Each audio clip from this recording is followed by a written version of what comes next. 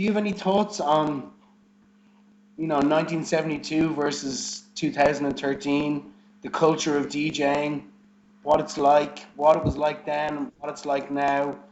What are the fundamental differences? And It's a the big fundamental lot. difference is that there's no unity. I mean, all the DJs that used to hang out together, they used to share their information, they would share their experiences. There was definitely like there was the record pool where people would go and get. David used to throw record pool parties where all the DJs would come.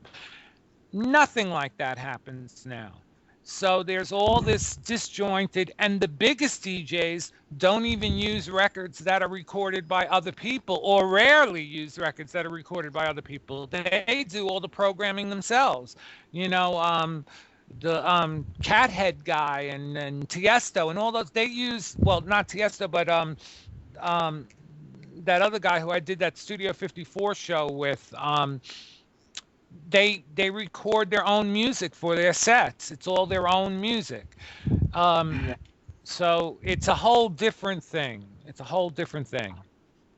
yeah. I mean, the Um, thing that made it exciting when you went out is that you knew the music in the 70s. Everyone knew the songs. That's what made it so fucking off the hook, is that you went from one club to another and you went where the guy played the music the best, but also it wasn't only what songs they were playing, but how they were put together or how they were, presented.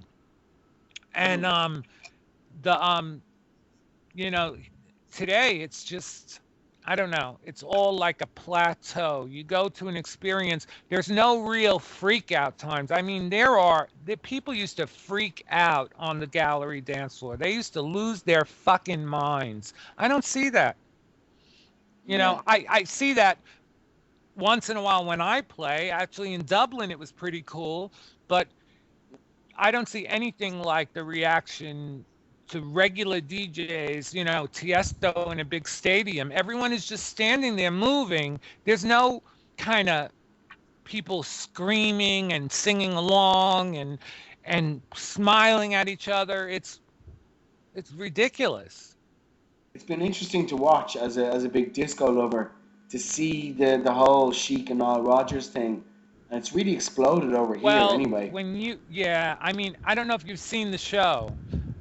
I have, yeah, I've seen it three or four Oh, times. you Yeah, have. I mean, it's yeah, fucking brilliant. I mean, every song is a fucking number one dance hit. I mean, it's crazy. 2 hours of songs. I mean, what freaked me out was Let's Dance because I didn't remember he produced and wrote that. I mean, this guy has been there for some of the best music of our time, and it made me get into Chic all over again. Like I want your love, I need your love. I forgot that record, and that's a great fucking, that's my favorite Chic song.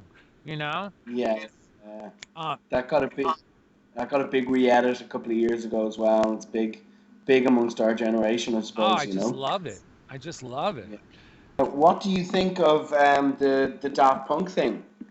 That was kind of it's been the big kind of musical story of the summer, I suppose. Get Lucky and Nile Rodgers being a part of that. It's been no massive over.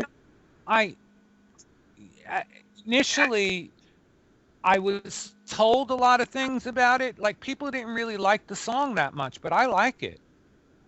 Okay, yeah, Um, yeah. I don't know. I don't know. I didn't think it was the greatest thing I ever heard, but I liked it. Um, Yes. I think that it was really interesting because when I was in London, they kept asking about the Daft Punk thing, and they kept saying that Daft Punk was doing interviews telling people what they meant to do with the record. And I said to someone, well, if you have to tell people what you meant to do with the record, then I guess you didn't do it because it didn't come across, you know? Yeah, yeah, So yeah. that was my point about it, is they really didn't do what they meant to do. And they could have easily done it, but they fucked up. I don't know how, but they fucked it up.